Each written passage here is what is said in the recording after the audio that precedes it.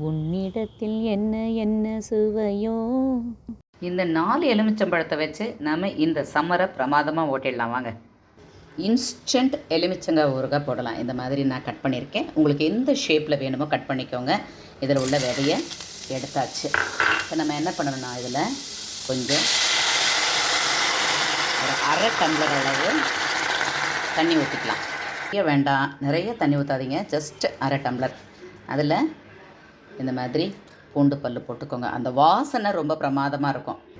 4 எலுமிச்சங்காய் தான், அதுக்கு கொஞ்சம் பூண்டு இன்னும் கூட நீங்கள் போட்டுக்கலாம். இப்போ விலை அதிகமாக இருக்குல்ல, அதனால் நான் வாசனைக்காக போட்டிருக்கேன். 3 பச்சை மிளகாயை இந்த மாதிரி கட் பண்ணி இதில் சேர்த்துக்கோங்க.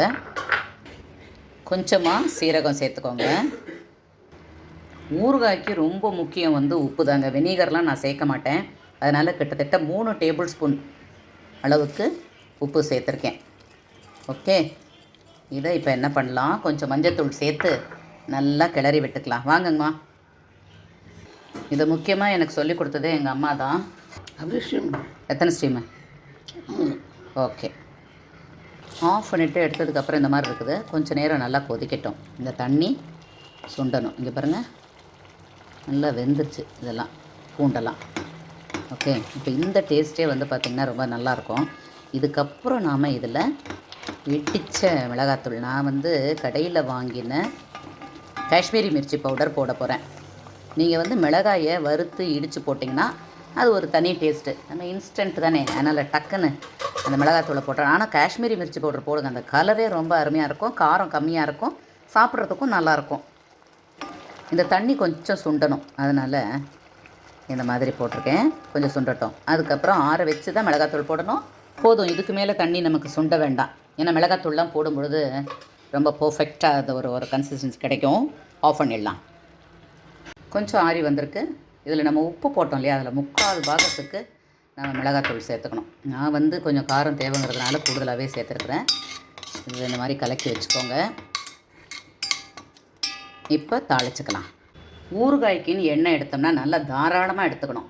அங்கெல்லாம் போய் கஞ்சத்தனம் பண்ணோம்னா ஊறுகாய் கெட்டு போயிடும். ஓகே, இது கொஞ்சம் நல்லா காயட்டும். காஞ்ச பிறகு கடுகை போட்டுட்டு நிறுத்திடணும். அது அப்படியே அந்த சூடு தணிஞ்சு வரும்பொழுது தான் பெருங்காயத்தூள் போடணும்.